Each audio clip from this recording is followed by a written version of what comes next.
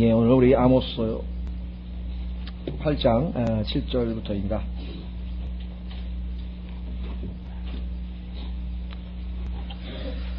예, 아모스서 8장 7절부터인데요. 저희가 그 아모스서를 이제 거의 곧 끝나가고 이제 디도서도 지금 끝나갑니다만은 아마 잊어버리실지도 모르겠어요. 그러나 다시 한번 기억을 상기시키시면은 아모스서라고 하는 책은 처음에 1장서부터 6장까지는 8개의 민족, 그렇죠. 재림 때 하나님께서 8민족을 심판하시는 내용이 나와 있는데 그 중에서 이제 3장서부터 6장까지는 유대민족, 그렇죠. 이스라엘과 유다민족에 대한 심판이 집중적으로 나왔었고요. 그 다음에 7장서부터 9장까지는 역시 재림에 있어서의 있게 될 심판의 내용인데 구성 자체가 5가지의 환상으로 구성되어 있었다 그랬어요. 하나님께서 첫 번째 환상을 보여줬는데 그것이 이제 메뚜기로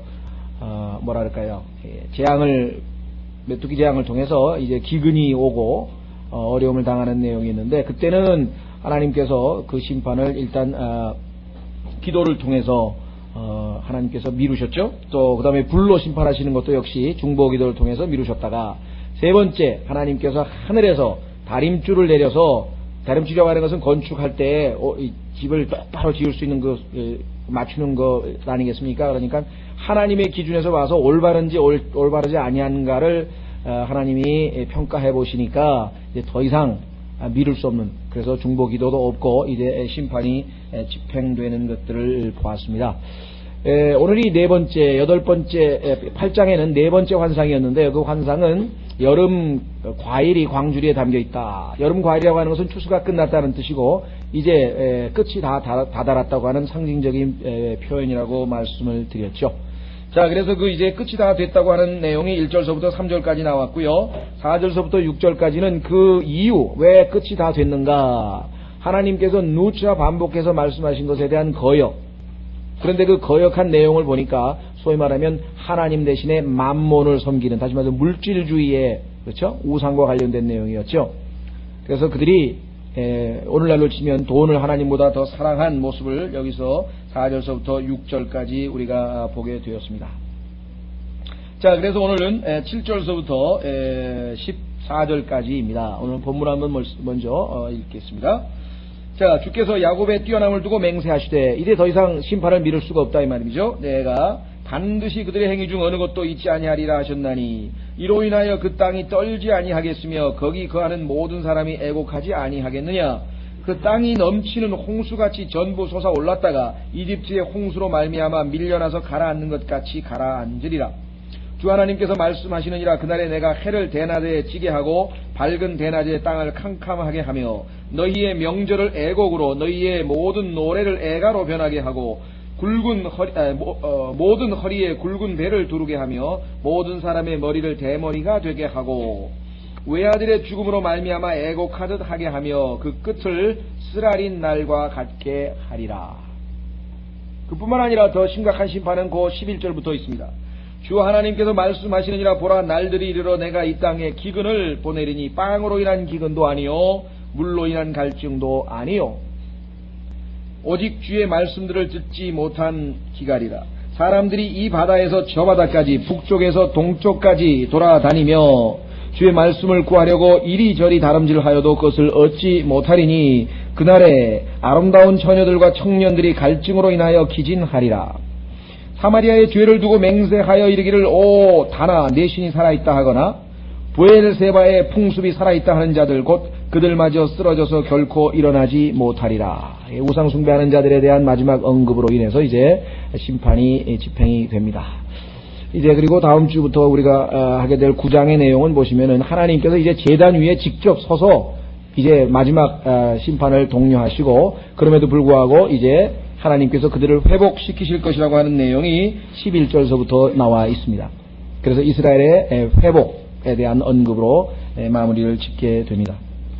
네, 그럼 오늘 8장 7절서부터 한번 살펴보려고 합니다. 우선 여기 보시면 주께서 야곱의 뛰어남을 두고 맹세하시되 내가 반드시 그들의 행위 중 어느 것도 잊지 아니하리라 했는데 그 잊지 아니하리라고 했을 때 I will 영어로 하면은 하나님의 의지가 담겨져 있어요. 하나님의 뜻, 하나님의 뜻은 이제 더 이상 그들을 용서하는 것도 그들의 심판을 미루는 것도 아니고 이제 심판을 집행하시는 것이 하나님의 뜻이라는 것인데요. 그래서 하나님께서 I will 하시겠다고 하는 것이 11절까지 7번에 걸쳐서 반복됩니다. 더 이상 피할 수가 없죠. 그렇죠? 하나님이 I will 하면 하시는 거죠. 하나님이 하시겠다 그러면은 하시지 못할 일이 없고 더 이상 미룰 수가 없는 것입니다. 그래서 지금 7번에 걸쳐서 보면은 여기 보시면 일단은 하나님께서 잊지 않겠다는 말을 했고요. 그 다음에 태양을 여기 보시면은 해를 내날에 지게 하시겠다고 했고, 그 다음에 땅이 캄캄하게 하겠다고 하셨고, 그 다음에 이제 명절을 애곡으로 만드시겠다고 했고, 그렇죠? 그 다음에 이제 사람들을 허리에다가 이 베옷을 두르게 하고, 그 다음에 6번째로는 대머리가 되도록 만들겠다고 다섯 번째는, 그리고 6번째는 마치 이 외아들이 죽어가지고 사람들이 슬퍼하듯 그런 애곡이 있게 될 것이라고 6번째 말씀했고, 이제 7번째는 말씀의 기근을 가져올 것이다 라는 얘기. 그래서 7번에 걸쳐서 하나님께서 심판의 내용을 언급하신 걸 보면 글쎄요, 아마 7번째 말씀의 기근이 가장 극심한 심판이고, 여러분 아시다시피 7이라고 하는 숫자는 성경에서 완전한 숫자이기 때문에 하나님의 심판에 아마 관련이 있는 것 같습니다. 7번의 반복이라고 하는 것이요. 예. 자, 그래서 말씀드린 것처럼 이제 구체적으로 심판을 한번 살펴보겠습니다. 우선 주께서 야곱의 뛰어남을 두고 맹세하시되라고 했는데, 이 표현은 앞에도 한번 나왔었던 표현입니다. 자, 아모스 6장 8절에 보시면, 아모스 6장 8절에 보시면 여기는 뭐라고 나오냐면요, 주 만군의 하나님께서 이르시되 주 하나님이 자신을 두고 맹세하였노라. 내가 야곱의 뛰어남을 몹시 싫어하며. 자, 여기는 야곱의 뛰어남을 몹시 싫어한다고 했습니다. 또 그의 궁궐들을 미워함으로 이렇게 얘기했죠. 그들에 대한 하나님의 미움에 대한 언급이 나와 있는데요. 자,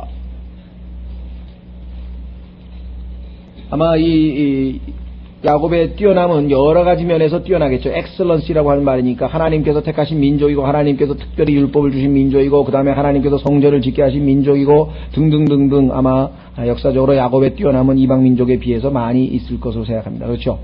그래서 우리는 이 하나님께서 맹세하시는데 어떻게 맹세하느냐? 야곱의 뛰어남을 두고 맹세하신다, 그런 표현을 썼습니다.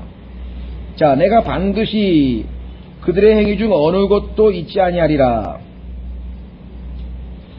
자, 여기 보시면은요, 반드시 그들의 행위 중 어느 것도 잊지 아니하리라고 했을 때 surely라고 하는 말이 지금 맨 앞에 나오는데요. surely I will never 이렇게 되어 있는데, 이 표현으로 보면은 창세기 3장에서 마귀가 너희가 하나님께서는 반드시 죽는다고 했는데 너희가 반드시 죽지는 아니하리라 했을 때, 그것이 우리가 이 흥정역 번역한 것처럼 너희가 결코 죽지 아니하리라 이렇게 번역하기는 조금 어려운 것 같아요. 왜냐하면 너희가 결코 죽지 않는다, 다시 말하면 죽지 않는 게 100%다 이렇게 얘기를 했으면 surely you shall not die 이렇게 나가야 돼요. 여기처럼 surely you shall not die, 틀림없이 난 안 죽는다 이래야지 100% 안 죽는 건데 you shall not surely die, 그러니까 꼭 죽는 거는 아니다 이 말이죠. 그래서 항상 우리로 하여금 하나님의 말씀을 아주 교묘하게 참으로 부인하는, 그렇죠? 반드시 그럴 것은 아니다. 늘 말씀드립니다만은 진화론도 그런다 그러죠. 진화는 없죠, 그렇죠? 진화는 없습니다. 창조일 뿐입니다. 그런데 이제 그것도 반드시 진화론이 틀린 거는 아닐 거다 이렇게 얘기해요. 반드시는 아닐 거다. 그래서 왜 그러냐니까 진화는 과학적 사실이고, 따라서 하나님께서 진화를 진두지휘하셨을 줄 어떻게 하느냐, 이렇게 해서 소위 말하면 유신론적 진화론이라고 하는 것으로 아주 이 마귀가 은근슬쩍 사람들을 하나님의 창조에 대한 말씀을 불신하게 만들고 결국은 하나님의 말씀을 정면으로 부인하게 만든다고 말씀을 드린 적이 있습니다. 자, 그래서 여기 부사의 위치를 보니까 surely라고 하는 말이 맨 앞에 나와야 문장 전체가 부인되는 거고, not surely 하게 되면 surely라고 하는 부사만 부정을 하기 때문에 반드시 죽지는 않을 거다 이렇게 마귀가 하나님의 말씀을 부인한 것이 아마 정확한 번역인 것 같습니다. 자, 그래서 어느 것도 잊지 아니하리라 하셨나니, 자 이렇게 얘기를 했습니다. 이거보다 두려운 일이 있습니까? 여러분과 제가 평생에 했던 행위들이 한두 가지가 아닐 터인데, 그렇죠? 엄마 뱃속에서부터 튀어나오면서부터 시작해서 지금까지 한 일이 하나도 하나님께서 잊지 않고 다 기억해뒀다. 누구 말 맞다나 거기다 또 하나님의 심판대 앞에 섰을 때 그게 또 모르겠어요. 그 평면이겠죠. 거기도 뭐 파분지 뭔지 하여간 이 화면에 딱 그냥 대형 몇 인치인지 모르지만 하나님 그 보좌 앞에 화면에 딱 떠가지고선 평생에 했던 거 다 방영되면 이제 어떻게 되겠어요? 얼마나 수치스럽고 얼마나 창피하고 하여간 뭐 정말 말도 못하게 아마 그런데 그렇죠. 그런데 이 사람들은 지금 보니까 하나님께서 어느 것도 잊지 아니라라는 하나님을 만날 사람들이에요. 이게 아주 정말 괴롭고 비참하고 두렵고 떨리는 일이 아닐 수 없습니다. 놀라운 사실은 그러나 이 하나님이 보내신 예수 그리스도를 받아들여서 구세주로 받아들인 사람에게는 전혀 다른 약속이 주어져 있다는 얘기입니다. 그것은 내가 너의 죄들을 불법들을 기억하지 아니하겠다. 자, 한번 확인해 보겠습니다. 어떤 대상이 하나님 앞에 어떤 심판의 대상으로 서야 되는가 한번 생각해 보세요. 하나도 기억하지 아니하겠다는 대상으로 서면 이건 정말 두렵고 떨리는 일입니다. 수치스러운 일이고요. 그런데 히브리서 10장으로 가보시면요. 히브리서 10장. 얼마나 감사한 일인지 모르겠죠. 그러니까 우리가 담대할 수 있죠. 그렇죠? 그러니까 우리가 담대할 수 있대. 자, 히브리서 10장에 보면 하나님의 약속이 확실하게 주어져 있습니다. 히브리서 10장 17절 이렇게 했습니다. 히브리서 10장 17절. 또 내가 그들의 죄들과 불법들을 다시는 기억하지 아니하리라 하셨습니다. 이제 이것들을 사면하셨은즉 다시는 죄로 인하여 헌물을 드릴 필요가 없느니라. 그러므로 형제들아 우리가 예수님의 피를 힘입어 새롭고 살아있는 길로 지성소에 들어갈 담대함을 얻게 되었나니. 하나님께서 우리의 죄들과 불법을 다 기억하고 있으면 어떻게 담대하게 들어갑니까? 어떻게 감히 들어가요? 거기를 들어갈 수 없죠. 그러나 잊지 아니하 기억하지 아니하시겠다고 얘기를 했다고 분명하게 성경에 기록되어 있습니다. 그 이유는 뭐냐? 12절서부터 보시면요. 오직 이 사람은 예수 그리스도 죄들로 인하여 한 희생물을 영원히 들으신 뒤에 하나님의 오른편에 앉으사. 이미 희생물이 드려졌습니다.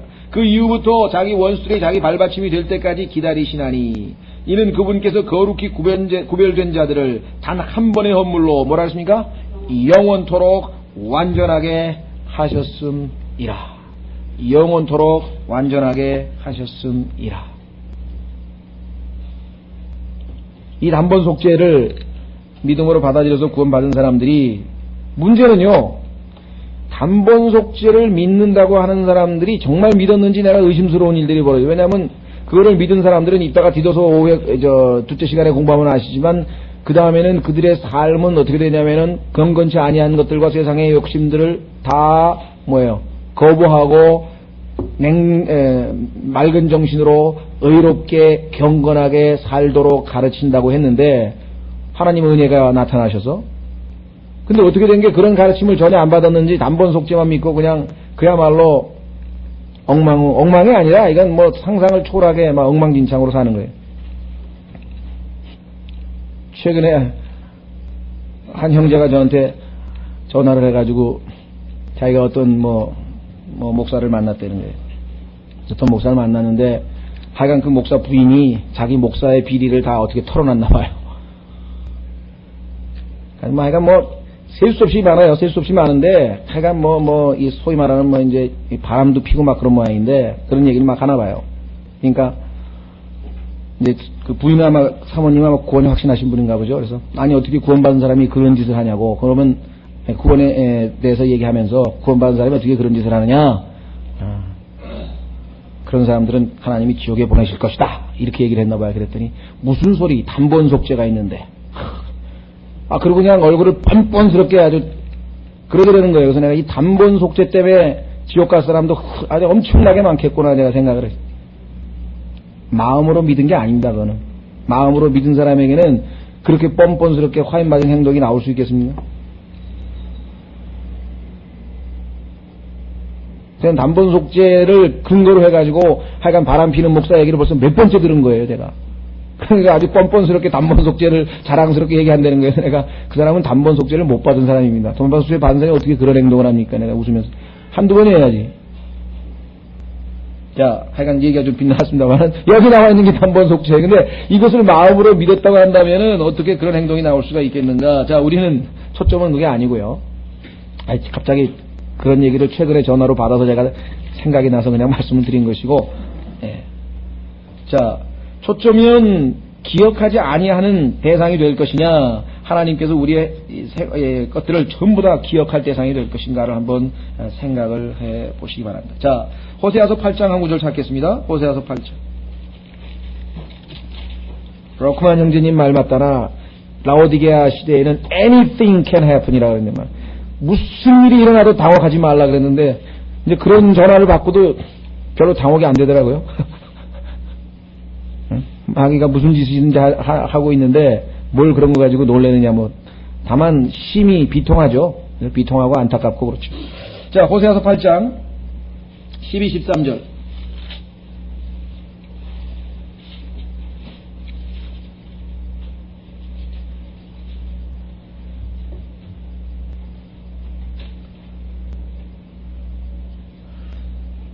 내가 그를 위하여 내 율법의 위대한 것들을 기록하였으나, 그들은 그것들을 낯선 것으로 여겼도다.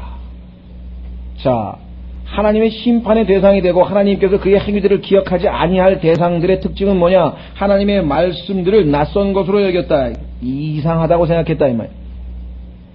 Strange thing이라는데. 자, 그뿐만 아니라 13절에 답이 나와 있죠. 그들이 내 건물에 희생물을 고기로 드리고 그것을 먹을지라도 주는 그것들을 받지 아니하고 형식적인 예배를 드려봐야 받지 아니하고 이제 그들의 불법을 기억하며 이렇게 나와 있네요. 그들의 불법을 기억하며 그들의 죄들을 징벌하더니 그들이 이집트로 돌아가리라. 자, 그래서 결국은 하나님의 이 기억의 대상이 그 죄들을 다 기억한다고 하는 것이야말로 심히 두려운 일이 아닐 수 없다. 그렇죠? 그래서 우리는 히브리서 10장에 있는 그 말씀을 읽을 때마다 하나님께 참으로 감사하지 않을 수가 없습니다. 예수 그리스도의 보배로운 피로 우리를 정결케 하셨기 때문에 그렇습니다. 자, 다시 아모스서로 돌아옵니다. 자, 8장에 아모스서 8장. 자, 구체적으로 심판의 내용을 보겠습니다. 이로 인하여 그 땅이 떨지 아니하겠으며, 자, 우리는 지진에 관해서 예수 그리스도의 재림 때 있게 될 현상들 중에 하나님의 심판의 내용 중에 지진이라고 하는 것에 대해서는 아모스서 1장 1절을 우리가 공부하면서 벌써 상당히 많은 구절들을 찾았고 또 공부한 적이 있습니다만은 또 성경 공부는 우리가 늘 말씀드린 것처럼 반복이거든요. 다시 한번 확인을 해보도록 하겠습니다. 자, 이사야서 2장 19절. 이사야서 2장 19절. 혹시 여기 계신 분들 중에서 지진 경험해 보신 분 계십니까? 네? 한번 손 있으세요? 네. 아, 우리나라에서요? 예. 하여간 좀 강도라 그러나요? 진도라 그러나요? 진도 하여간 뭐 6 이상의 막 유리창이 깨지고 막 건물이 막 안에 있는 게 막 쓰러지고 막 이럴 정도만 돼도 벌써 그게 뭐 7, 8 돼가지고 이제 완전히 뭐 무너져 내리는 그런 것들을 보면 얼마나 끔찍합니까? 그렇죠? 예. 자, 이사야서 2장 보시면은요, 그때 주님이 오셔서 흔드실 때 내용을 이렇게 기록했습니다. 이사야서 2장 19절에 보시면은 이렇게 기록을 했습니다.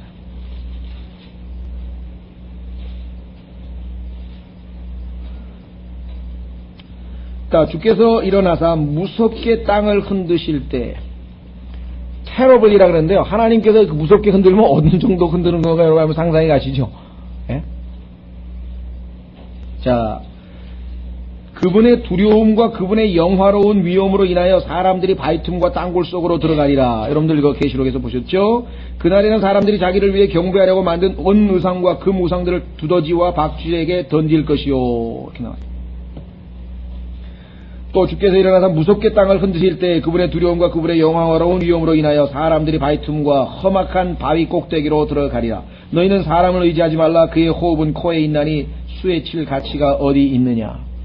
숫자 셀 필요도 없다. 이게 코만 막으면 죽는 게 인간인데 뭘 인간을 의지하느냐. 하나님께서 이렇게 말씀하시네요. 자, 그뿐만 아니라 13장으로 한번 가보십시오. 우리에게 아주 뭔가 시사하는 내용이 13장에 나와 있는데요. 13장 13절. 13장 13절에 보면은 이 지진이 어떤 지진인가에 대한 설명이 나와 있습니다. 그러므로 내가 만군의 주의 진노로 맹렬한 분노의 날에, 두렵죠? 하나님의 맹렬한 분노라고 하면 얼마만큼 무서운 걸까 한번 생각해 보십시오. 하나님의 진노, 맹렬한 분노. 자, 하늘들을 흔들며 땅을, 그 다음에 뭐예요? 제자리에서 움직이게 하리니. 자, 그러면 뭐 천문학적으로 얘기하자면 지금 현재 지구가 놓여 있는 그 궤도에서 벗어나가지고 어딘가 딴 데로 간다는 얘기인데, 그렇죠? 그래서 아마 노아의 홍수 때 이 지구가 뭐 23.5도 이렇게 지축이 기울었다는 말도 하고요. 원래 있었던 자리에서 상당히 위치가 변경된 거 아니냐 이렇게 추정하는 분들도 있는 것 같아요. 지질학자들 중에는. 왜냐하면은 이 노아의 홍수 이전에는 아시다시피 이 얼마만큼 뭐랄까 사람의 그 수명에 관해서도 그렇고요. 또 식물들이 뭐 무화과 나무 이파리 하나로 뭐 에이프론을 만들어 가지고 옷을 만들어 입을 정도니까 뭐 얼마만큼 이 뭐랄까 이 생물계가 활발하게 움직였을까를 여러분들이 아마 상상해 보실 수 있을 겁니다. 더군다나 예수 그리스도의 재림 천년왕국이 시작이 되면은 햇빛이 7배로 밝아진다 그랬어요. 그렇다면 지금 현재 위치는 아니겠죠. 뭔가 궤도가 수정이 돼야 햇빛이 7배로 밝아지지 않겠습니까? 이와 같은 추정으로 봤을 때 노아의 홍수 때 이동됐던 멀리 움직여졌던 그 지구의 위치가 이 하나님께서 이 지진을 통해서 원래 위치로 환원시키는 것이 아니냐, 그렇죠? 그런 추정이 가능한 것 같습니다. 또 그렇게 가르치고 계신 분도 있습니다. 저도 공감이 갑니다. 왜냐하면 햇빛이 7배 밝아진다는 것도 그렇고요. 그 다음에 말씀한 것처럼 노아의 홍수 이후에 지구에 있어서의 어떤 기상 변화라든가 모든 것으로 봤을 때 그러할 가능성도 충분히 있다라고 생각이 됩니다. 자, 두 번째 다시 돌아옵니다. 아모스서 지진. 그 다음에 두 번째 현상은 무엇입니까? 애곡하는 거는 뭐 여러분들 뭐 사람이 많이 죽고 하나님의 심판이 임하니까 뭐 통곡이 일어나고 애곡이 일어나고 하는 것은 너무나 당연하겠죠. 물론 사람이 너무 극한 상황으로 가면 어떻게 된다 그럽니까? 고문을 너무 극한 상황으로 받으면 나중에 가면 막 또 웃는다 그러죠. 거의 막 히스테릭하게 웃는 거 있잖아요. 그런 건 이제 거의 이제 정신 이상이 된 상태에서 울다 이제 웃는 그런 현상 들어보셨죠, 여러분들? 예.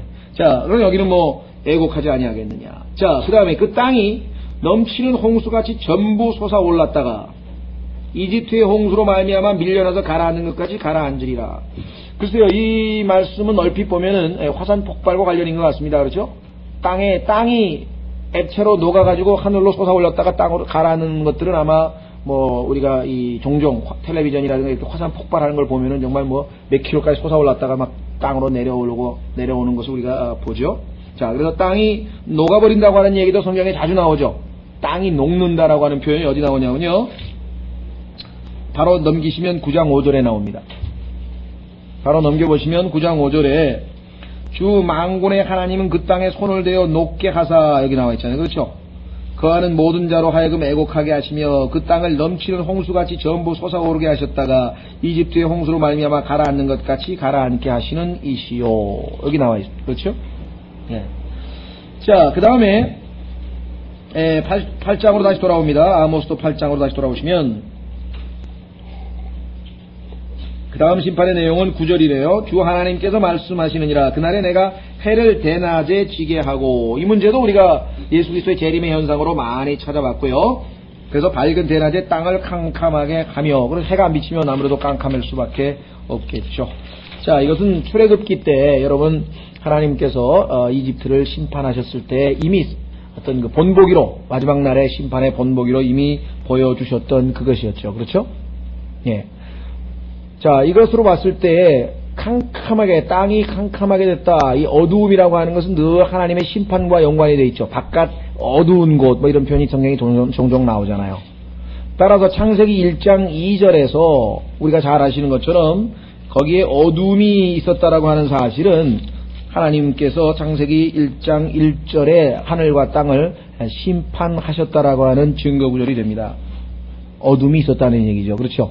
따라서 우리는 창세기 1장 1절과 1장 2절 사이에 있었던 이 소위 말하면 일반적으로 얘기하는 뭐 갭 티어리라 그래가지고 이게 뭔가 간극이 있었다 이런 얘기를 많이 하는데 그것이 그냥 꾸며낸 이야기가 아니고 성경적으로 봤을 때 창세기 1장 2절의 상황은 틀림없이 이것은 뭔가 심판의 흔적이라고 하는 것을 우리가 성경적으로 충분히 입증할 수 있습니다. 그 중에 하나가 더 많지만 뭐 거기에 보면 공허함도 나오고 더 있지만은 그 중에 하나가 여기 어두움이라고 하는 것은 어두움은 항상 심판과 관련된다고 하는 사실을 우리는 잘 알고 있습니다. 한 구절 더 찾아보겠습니다. 여러분 잘 아시는 마태복음 27장.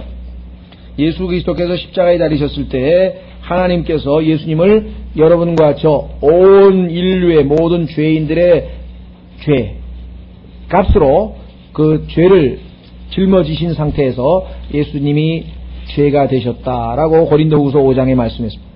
예수님께서 십자가에 달리셨을 때 그것을 뱀이라 그랬습니다. 벌레라 그랬습니다. 왜냐하면 예수님께서 온 인류의 죄를 예수 그리스도께서 지금 지고 계시기 때문에 하나님 보시기에는 예수님이 바로 죄라 그랬죠. 죄. 고린도후서 죄를 알지도 못하신 분께서 우리를 대신하여 죄가 되신 것은 죄 자체가 되셨다는 거죠. 왜? 생각해 보세요. 인류가 그때까지 주님 오실 때까지 이 세상에 살았던 한번 태어난 인류가 얼마인지 모르겠어요. 계산이 4천억이 될지 5천억이 될지 계산에 따라서 다른 모양인데 그 사람들이 지은 죄를 예수 그리스도의 몸에다 다 짊어지게 하셨다면 그야말로 처음부터 머리끝서부터 발끝까지 완전히 예수님이 죄덩어리가 된 거죠. 그래서 하나님 보시기에는 그게 뭐라 했습니까? 뱀이라 그래요. 범. 그래서 예수님께서 자기 자신을 가리켜서 말씀하시기를 나는 사람이 아니요 벌레라. 이 벌레라고 하는 것은 기어댕기는 거죠. 이게 벌레라고 하는 것은 뱀과 같은 기어댕기는 거니까 같은 거죠. 자, 마태복음 27장 45절에 보면은 그 유명한 예수 그리스도께서 십자가에 달리셨을 때 낮 12시부터 오후 3시까지 낮 12시부터 오후 3시까지 캄캄해졌다는 사실을 기록을 했습니다. 45절 이제 6시라고 하는 것은 유대인의 시간 개념이니까 유대인은 저녁 6시서부터 하루가 시작이 되니까 우리는 밤 12시가 돼야 하루가 시작이 되잖아요. 그러니까 오늘날 우리 시간으로 하자면 6시간을 더 하면 되죠. 그러면 이 사람들이 6시라고 하는 것은 우리는 낮 12시가 되겠죠. 자, 6시부터 그 다음에 어둠이 온 땅을 덮어 9시까지 그러니까 9시에다 6을 더하면 15시니까 오후 3시가 되겠죠. 자, 그래서 까지 계속되더니 따라서 예수 그리스도께서는 오전 9시부터 12시까지는 그야말로 순교당하신 겁니다. 왜냐하면 핍박을 받고 죄 없으신 분을 죽인 거죠. 그렇죠. 많은 사람들이 거기까지만 이해를 하려고 해요. 그럼 복음을 정확하게 잘 모르는 겁니다. 복음을 정확하게 아는 사람들은 9시부터 12시까지는 예수님께서 순교당하시고 박해당하시고 그야말로 죽임을 당하신 거예요. 그렇죠? 그래서 사도행전에 보면은 너희가 그를 살해하였도다 죽였다고 이스라엘 백성의 죄를 언급하고 있잖아요. 그러나 12시부터 오후 3시까지는 예수 그리스도께서는 하나님께 심판을 받고 있는 겁니다. 하나님께서 그의 혼이 상하는 것을 기뻐하셨다고 이사야서 53장에 말씀하신 그것이에요. 하나님의 심판이 됐다는 걸 어떻게 알아요? 온 땅이 캄캄해졌다고 하는 것을 우리는 입증할 수 있습니다. 예수 그리스도께서 겟세마네 동산에서 기도하셨던 것은 바로 이 두려움 때문이었습니다. 이 두려움. 인간에게 박해당하고 고난당하고 그것을 예수 그리스도께서 두려워서 그거 고통당할까봐 그거 아플까봐 기도한 것이 아닙니다. 지금 그거하고는 상상을 초월하는 하나님의 심판 그것에 대한 두려움으로 주님께서 기도하셨고 응답을 받아서 사흘 만에 부활하셨다고 성경은 기록을 했습니다.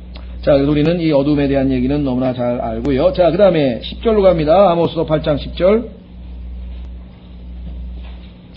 너희의 명절을 애곡으로 너희의 모든 노래를 애가로 변하게 하고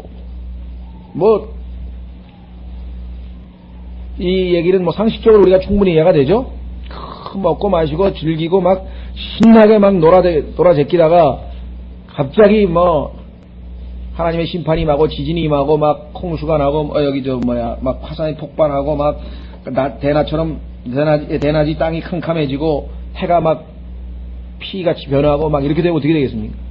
두려움에 그렇죠? 그래서 여기 나와 있는 것은 명절을 애곡으로 너희의 모든 노래를 애가로 변하게 하고 자, 그 다음에 모든 허리에 굵은 배를 두르게 하며 여러분들 배옷 입는 거 여러분들 동양의 풍습에 보면은 다 이 상가에서 배옷을 입죠. 자, 그 다음에 모든 사람의 머리가 대머리가 되게 하고 그 다음에 이 동양 풍습 중에 하나는요 상을 당하고 슬픈 일을 당했을 때는 머리를 빡빡으로 미는 그런 풍습이 있었습니다. 그래서 여기서는 지금 두 가지 다 이 장사 지내는 즉 상을 당한 사람들의 모습을 묘사하고 있는 것입니다. 한번 확인해 보겠습니다.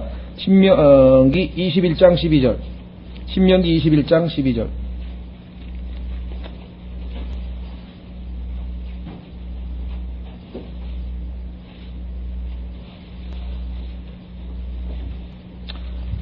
자, 신명기 21장 12절 보면은 포로로 잡혀온 여자를 어떤 남자가 자기 부인으로 맞이하려면은 머리를 빡빡 밀어야 돼요. 포로 신사가 돼서 원치도 않은 지금 남의 나라 그 이방 타국이죠. 타국 사람에게 지금 부인 노릇을 해야 되니까 얼마나 슬프고 처량한 일이 되겠습니까? 기록하기를 신명기 21장 10절부터 내가 나가서 내 원수들과 싸우려 하는데 주 내 하나님께서 그들을 내 손에 넘겨주심으로 내가 그들을 포로로 사로잡은 뒤에 그 포로 중에서 아름다운 여자를 보고 그녀를 취하려는 소원이 있어서 아내로 삼고자 하거든. 그녀를 내 집으로 데려갈 것이요 그녀는 자기 머리를 밀고 손톱을 깎고 또 포로의 의복을 벗고 내 집에 거하며 자기 부모를 위하여 한 달 동안 애곡할지니. 아이고 이제 나는 고향도 못 돌아가고 그렇죠. 친정에 갈 기회도 없지. 이제 다른 나라로 사로잡혀 와서 어떻게 해요? 곡을 하는 거죠. 그 뒤에 내가 그녀에게로 들어가 그녀의 남편이 되고 그녀는 내 아내가 되리라. 이렇게 얘기를 했습니다. 자, 그뿐만 아니라 욥기 1장에 보면은요. 욥기 1장에 아들 7과 딸 3을 한꺼번에 욥이 거기에 굵은 베옷을 입고 그렇죠. 허리에 동이는 장면이 나옵니다. 한번 확인해 보겠습니다. 욥기 1장 20절.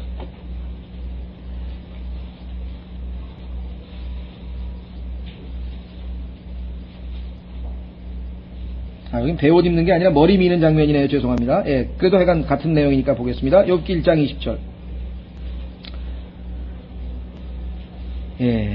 정말 이 세상에 여러분들 중에서 아마 자식을 잃은 슬픔을 당하신 분도 있을 것이고요.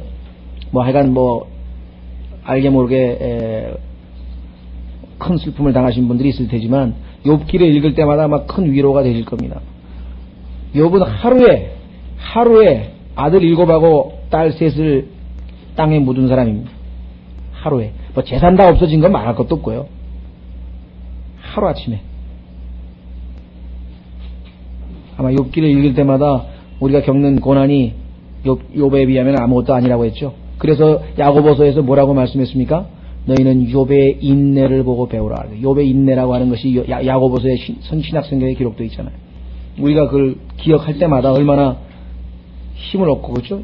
그런 상황에서도 하나님께 죄를 짓지 아니하고 믿음을 지킨다. 자, 욥기 1장 20절. 이에 욥이 일어나 겉옷을 찢으며 머리를 밀고 땅에 엎드려 경배하며. 이게 다 지금 이 슬픔을 당한 사람의 모습이라고 말씀을 드렸죠. 자, 베옷을 입는 내용은 제가 지금 성경 구절을 못 적어봤는데 혹시 기억나시는 분 있습니까? 베옷 입는 장면. 굵은 베옷을 허리에 동이고 이런 표현들이 성경에 자주 나오는 것 같습니다만 제 기억에는 기억이 안 나시면 약간 오늘은 나중에 한번 찾죠. 제가 성경 구절을 한 구절씩 찾는다 그랬는데 전부 다 머리 민 장면만 찾아왔네요. 자, 다시 아모스로 돌아갑니다. 아모스로 돌아갑니다.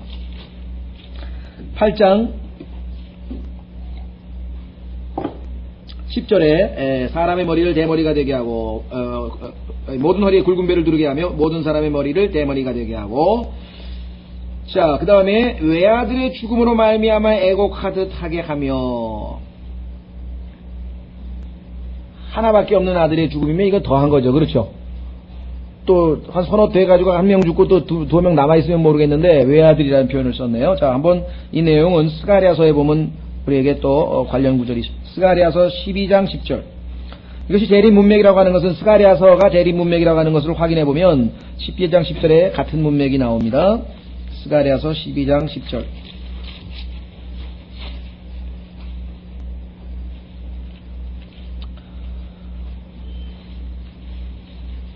자, 이때 이들은 메시아를 죽인 그 사실을 인정하고 회개하는 그런 회개의 기도인데요.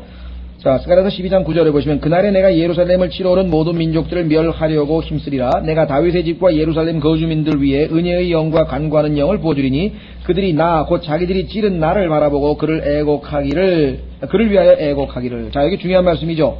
아마 여러분들 다 공부하신 분들은 아시지만 다시 한번 상기시켜드립니다. 여기 보시면 그들이 나, 곧 자기들이 찌른 나를 보고 했습니다. 근데 나가 누구냐면은 주어가 주님께서예요. 주님께서 주가 말하노라 라고 하는 말이 12장 4절에 나오죠. 이 문맥에 보면은 나라고 하는 것은 여호와 하나님 주입니다. 주. 그런데 실제적으로 이 지상에 오셔서 십자가에 달리셔서 창자국의 옆구리를 찔리신 분은 누굽니까? 예수 그리스도죠. 그러면 예수 그리스도께서 바로 여호와 하나님이라고 하는 사실을 입증할 수 있는 성경 구절이죠. 그래서 계시록 1장 7절에는 그를 찔렀다 그랬죠. 예수님을 두고. 놀라운 사실은 성경은 계시록 1장에 나와 있는 내용하고 이 스가랴서 12장을 비교해 보면은 바로 예수님이 여호와 하나님, 주 하나님이라고 하는 것을 알 수 있는데, 여기를 나 대신에 그들이 나가 아니라 곧 자기들이 찌른 그를 바라보고 이렇게 해서 나를 그라고 딱 뜯어 고쳤습니다.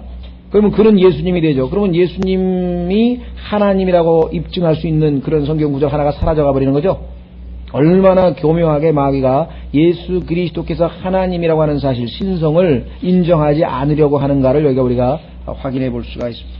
계속해서 보시면 그를 위하여 애곡하기를 사람이 여기 나와 있네요. 자기 외아들을 위하여 애곡하듯 하며 그렇게 나와 있죠. 그를 위하여 몹시 슬퍼하기를 사람이 자기의 처음 난 자를 위하여 몹시 슬퍼하듯 하리로다. 그래서 외아들을 잃고 슬퍼하는 것이 가장 슬프다고 하는 사실을 성경에서 우리에게 보여주는 구절입니다. 다시 아모스로 돌아옵니다. 8장 10절 끝부분, 그 끝을 쓰라린 날과 같게 하리라. 즐거운 날이 될 리가 없겠죠. 쓰라린 날이 될 것입니다. 마음이 쓰라리다는 얘기를 많이 하죠. 내 마음이 쓰리다 라고 하는 말이 바로 이 말씀이겠죠. 자, 11절 주 하나님께서 말씀하시느니라. 보라, 날들이 이르러 내가 이 땅에 기근을 보내리니 빵으로 인한 기근도 아니요 물로 인한 갈증도 아니요 오직 주의 말씀들을 듣지 못한 기갈이라. 그래서 하나님 말씀을 찾아보려고 이리저리 이제 왔다 갔다 합니다. 사람들이 이 바다에서 저 바다까지 북쪽에서 동쪽까지 떠돌아다니며 주의 말씀을 구하려고 이리저리 다름질하여도 그것을 얻지 못하리니. 자, 여러분들 아마 성경에서 여기 아주 중요한 표현이 하나 나와 있는데요. 물론 환란 때 예수 그리스도께서 우리 교회가 휴거되고 난 이 환란 때에는 아마 하나님의 말씀을 얻고 싶어다 얻지 못할 거. 왜? 마귀가 중세 시대처럼 싹 가져다가 불태워버리겠죠. 그렇죠? 성경 다 가져다 불태워버리고 특히 하나님의 킹제임 성경은 아예 씨를 말릴 거예요. 아마 없애버릴 거랍니다. 그런 의미에서 우리가 충분히 납득이 됩니다. 그러나 오늘날 우리에게도 한번 적용을 해보면 어떻겠는가, 영적으로. 자, 특히 여기서 이리저리라고 하는 표현을 성경에서 한번 찾아보면은 단서를 잡아낼 수가 있대요. 이리저리.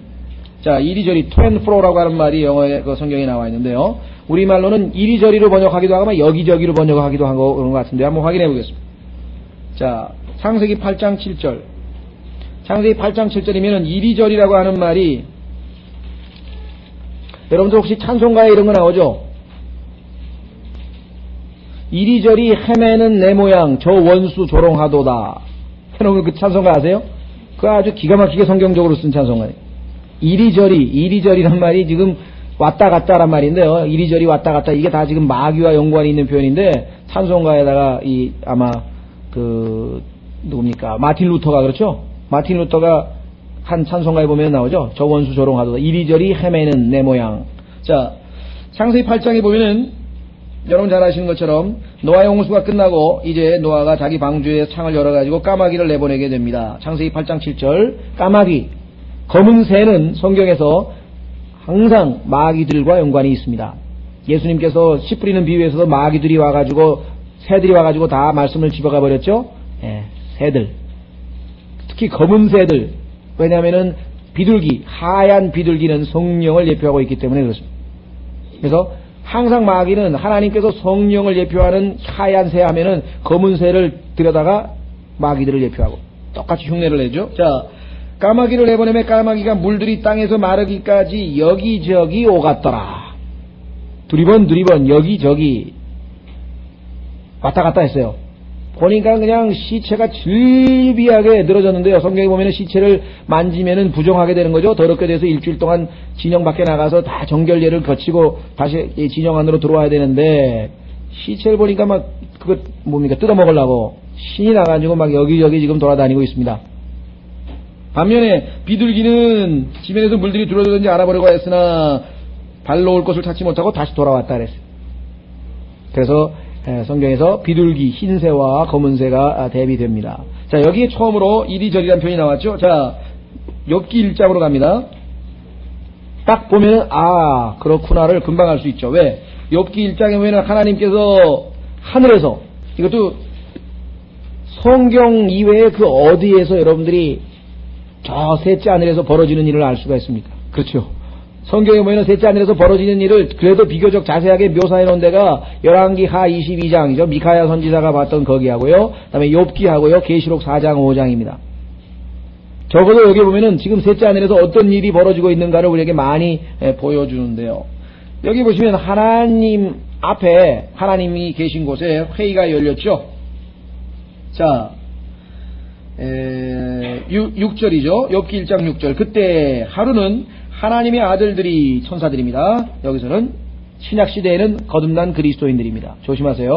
구약시대와 신약시대의 하나님의 아들들이 다릅니다. 그때 하루는 하나님의 아들들이, 그러니까 깜짝 놀라 어떤 사람은, 아니 가면서 우리들이 하나님의 아들들인데 이렇게. 그러면 구원받은 사람들이 여기 갔나? 아니죠. 예수님 태어나시기도 전 얘기인데. 자, 주를 뵈려고 왔는데 사탄도 그들 가운데 오니라. 7절. 주께서 사탄에게 이르시되 네가 어디에서 오느냐 하시니 사탄이 주께 대답하여 이르되 땅에서 뭐라 그랬습니까? 여기저기. 영어로는 똑같은 말인데요. 이리저리나 여기저기. 이리저리 헤매는 거나 뭐 여기저기 왔다 갔다 하는 거나 여기저기 다니고 또 그 안에서 위아래로 거닐다가 왔나이다 하매. 방랑자의 모습이죠. 그리스도인들은 순례자입니다. 자, 순례자와 방랑자의 차이점은 다 똑같이 이 땅이 집이 아니에요. 그렇죠? 자기 집에서 자는 사람이 아니에요. 순례자도 방랑자도. 차이점은 뭡니까? 순례자는 목표가 있는 것입니다. 뚜렷하게 목표가 있는 사람, 거기를 향해서 계속 꾸준히 가는 사람을 순례자라 그러고요. 방랑자는 이리저리 왔다 갔다, 여기도 가보고 저기도 가보고 그런 거죠. 분명한 차이점이 있습니다. 자, 그래서 두 번째 이리저리 확인했습니다. 세 번째, 다니엘서 12장 4절에 가시면 마지막 날들에 사람들이 이리저리 빨리 왕래한다는 표현이 나오고 지식의 증가가 나타납니다. 다시 말하면 교통통신의 발달, 오늘날 얘기하는 교통통신 또는 정보산업의 발달이라고 하는 것은 마지막 시대라고 하는 것을 우리에게 보여주는 거죠. 다니엘서 12장 4절.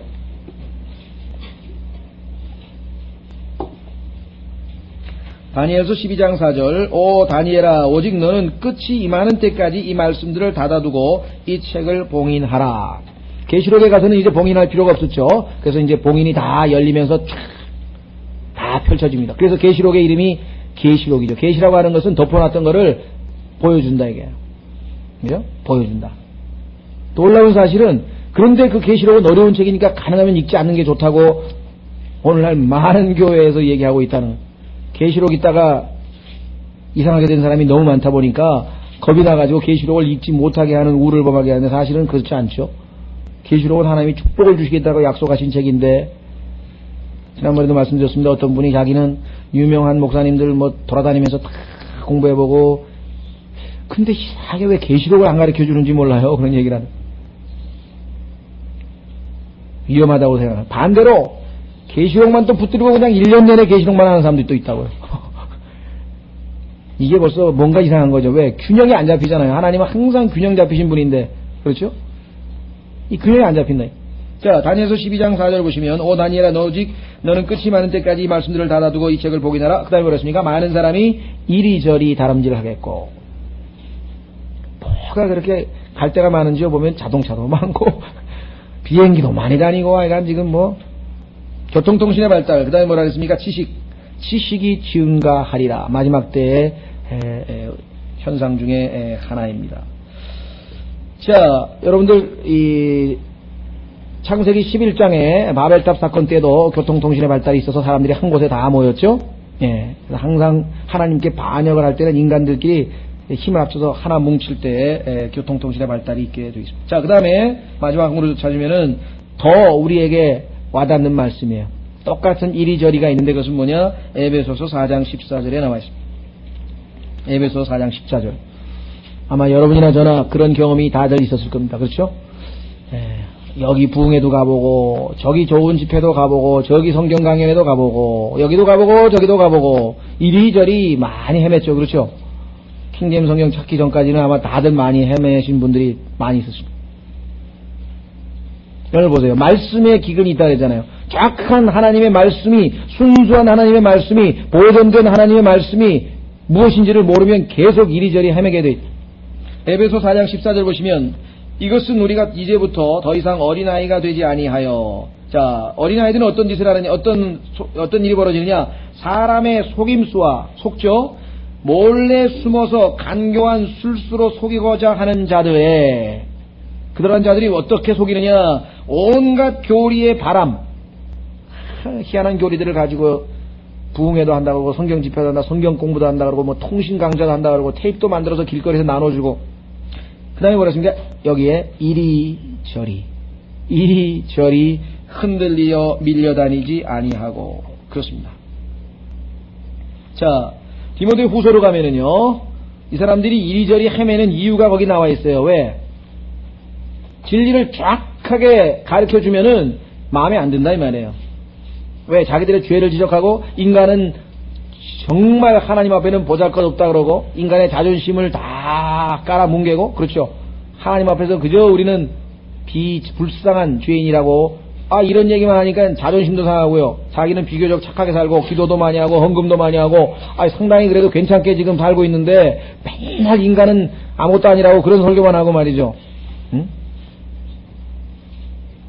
자긴 지금 열심히 하고 있는데, 먼저 된 자가 나중 된다는 소리만 자꾸만 하고 말. 그게 그냥 기분 나빠가지고, 그런 게 안 다닌다. 자, 디모데후서 보십시오. 디모데후서 4장 1절.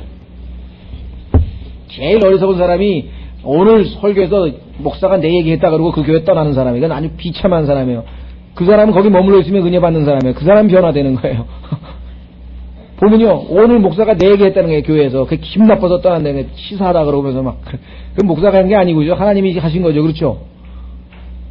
책망을 듣고 그거를 거부하면은 그 다음에 뭐 돌이킬 어떤 방법이 없습니다. 자, 여기 보시면은 디모데후서 4장 1절. 그러므로 내가 하나님 앞과 주 예수 그리스도 앞에서 곧 친히 나타나실 때 자신의 왕국에서, 그렇죠? 이거는 지상에 내려오셔서 천년왕국 시작될 때 민족들을 심판하시는 것이고, 또 산자와 나타나실 때에는 휴거 때 얘기하는 거겠죠. 자, 산자와 죽은 자, 휴거 때 산자 심판하시는 거죠. 하늘나라에서 그리스도의 심판석, 죽은 자를 심판하실 분 앞에서 엄히 명하노니 너는 말씀을 선포하라. 때에 맞든지 맞지 아니하든지 항상 예배하라. 모든 오래 참음과 교리로 책망하고 꾸짖고 권면하라. 자, 책망, 그 다음에 뭡니까? 오래 참음, 꾸짖고 권면하라. 근데 이렇게 하면은요, 아까 말한 것처럼 이리저리 헤매는 사람들 안 와요. 왜? 3절에 이는 때가 이르더니 사람들이 건전한 교리를 견디지 못하며, 건전한 교리가 임해서 자존심이 상하고 그러면요 안 온다. 귀가 가려워. 그래서 그 가려운 귀를 긁어줘서 정말 속된 말로 낯간지러운 소리를 하는 대로 가야 돼. 그래야 기분이 좋아지는 거야, 이 사람은. 인간은 뭐 위대하라고 아주 뭐 그렇게 새벽 기도까지 하지. 신앙생활 너무나 잘하신다고 맨날 칭찬해주고 예? 뭐 방언도 하시고 대단하십니다 막 그러고 이제 그러면 그냥 그 교회 가가지고 기분 좋아서 헌금도 하고 말이죠. 막 이제 또 그런다고. 왜? 그 다음엔 또 그 다음 주일에는 막 어떤 분이 뭐 헌금 얼마 했다고 또 발표도 해주고 말이죠. 그러니까 막 더 신이 나가지고 몰린다 이게 몰려요. 네? 자, 자기 욕심대로 선생들을 쌓아두고 또 진리로부터 귀를 돌이켜 꾸며낸 이야기들을 따를 것임이니라 하고 있습니다. 이런 사람들은 어떻게 되느냐? 7절에 나와 있습니다. 3장 7절 바로 위에 3장 7절 뭐라고 되어 있습니까? 항상 배우나 결코 진리를 아는데 이르지 못하느니라. 물론 우리도 많이 왔다 갔다 이리저리 했었죠. 영적으로 어리고 그랬을 때. 그러나 이제 올바른 성경을 찾고 이제는 누가 뭐래도 그 성경에 써 있는 대로 안 하면 이제는 뭐예요? 그건 빛이 없다. 이사야서 8장 20절 보십시오. 뭐라고 되어 있습니까? 여러분들이 이제 기준은 성경에 써 있는 대로 안 하면 그건 빛이 없는 겁니다. 죄송합니다. 이사야서 8장 20절 보십시오. 이사야서 8장 20절.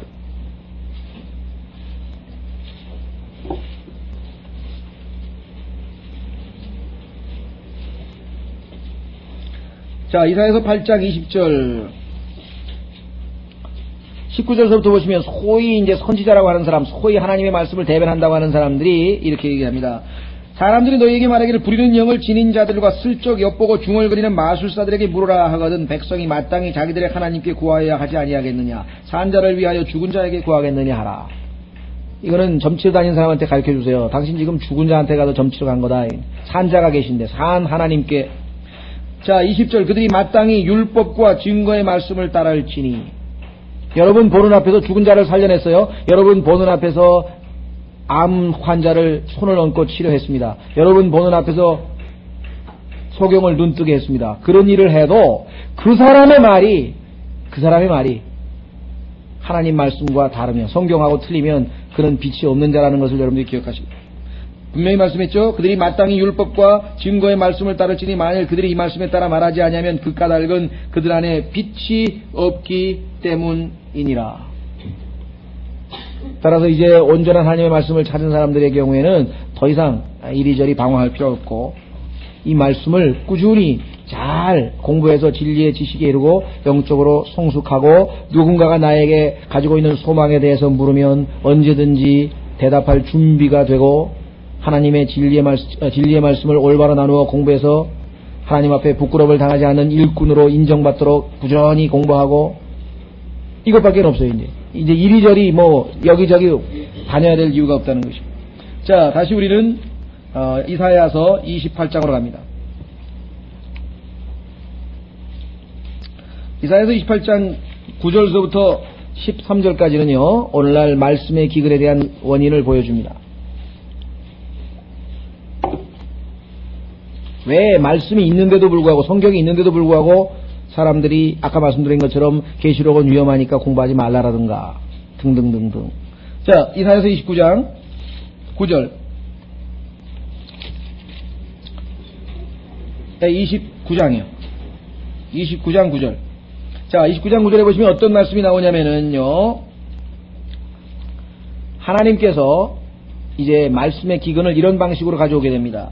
너희는 스스로 멈추며 놀랄지어다. 너희는 부르짖고 부르짖을지어다. 그들이 포도주로 취한 것이 아니며 독주로 비틀거리는 것이 아니니.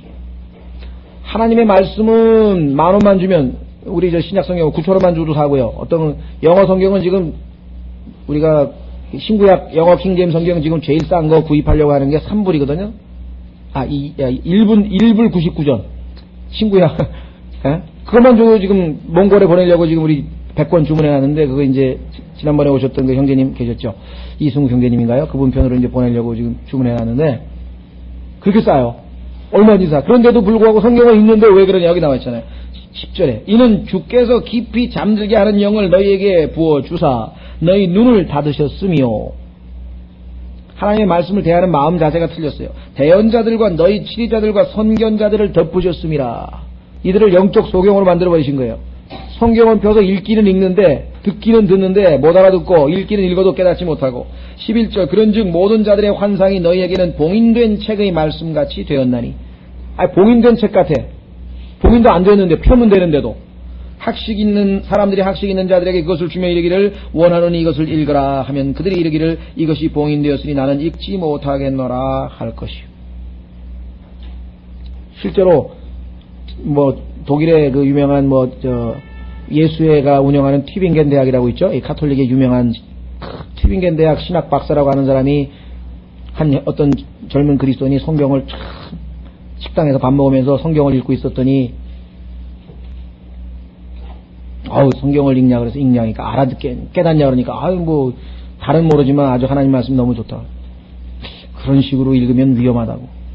그런 식으로 읽으면 왜 위험하냐고. 그랬더니 이제 그때부터 무슨 신학 모세오경은 어쩌고 이사야서는 이사야가 쓴 게 아니고 뭐가 어떻게 됐고 히브리어 헬라어의 의미하고 여기 번역된 거와는 완전히 의미가 다르고 하면서 한참 동안 결국은 뭐예요? 성경 봉인된 책으로 안 읽는다 이 말이 아니에요. 배운 사람은 배운 사람대로 성경은 봉인된 책처럼 안 읽는다. 그러면은 또 어떤 사람 보십시오. 12절 또 그 책을 학식 없는 사람에게 건네주며 이르기를 원하는 이것을 읽으라 하면 그가 이르기를 나는 학식이 없다. 저는 무식한데요. 배운 게 없는데 어떻게 제가 성경을 읽습니까? 또 그런 사람도 있다는 거죠. 그래서 결국은 하나님의 말씀이 결국은 기근이 들어버리는 경우를 여기서 설명을 했습니다. 이유는 뭐냐? 13절에 그러므로 주께서 이르시되 이 백성이 자기 입으로는 나를 가까이 하며 주여 주여 주여 삼창도 하지만 자기 입술로는 나를 공경하되 그들의 마음은 내게서 멀리 떠났으니 그들이 나를 두려워하는 것은 단지 사람들의 훈계로 가르침을 받은 것일 뿐이니라. 그리고 나서는 무슨 박사님의 무슨 뭐 신학개론, 무슨 개론, 무슨 뭐 해석학 개론, 맨날 그런 책 들여다보면서 신학교에서 공부하고 있다. 조라 공부하고 나와서는 한다는 소리가, 성경 그 함부로 펴면 그 위험하다고. 원어를 의미를 잘 모르고 펴가지고 큰일 난다고. 함부로 읽으면 안 된다고. 성경 함부로 읽으면 안 된다고 한 게 바로 중세 카톨릭 천년의 무슨 시대? 암흑 시대를 가져온 바로 원인이었죠. 자, 두 구절만 더 찾고 마치겠습니다. 미가서 3장 7절. 미가서 3장 7절. 오늘날에 우리 주변에 있는 것과 비슷한 현상이 벌어집니다. 자, 미가서 3장 7절에 보시면, 바로 아버서 다음이죠. 자, 미가서 3장 7절. 그런즉 선견자들이 부끄러워하며 점치는 자들이 당황할 것이요 참으로 그들이 다 자기 입술을 가리리니 이는 하나님의 응답이 없기 때문이라.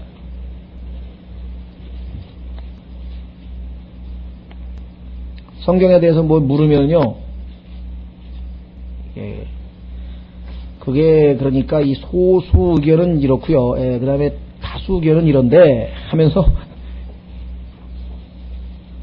함부로 해석해서는 안 된다. 잘 모른다 이 말이죠. 자, 뿐만 아니라 시편 74편 9절 역시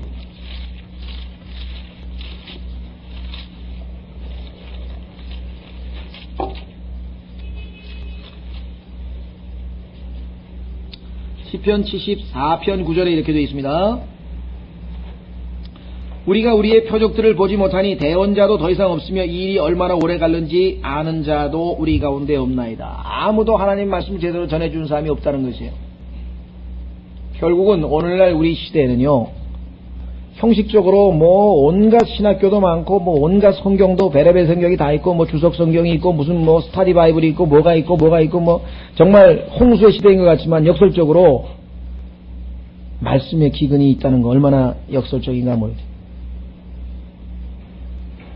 자, 그래서 우리는 오늘날 우리 시대에도 이 말씀을 얼마든지 적용해 볼 수가 있습니다. 예, 다음 시간에 그 11절서부터요, 이 말씀의 기근에 관한 것 조금 보완하고 14절까지 더 계속해서 하겠습니다. 예, 쉬었다가.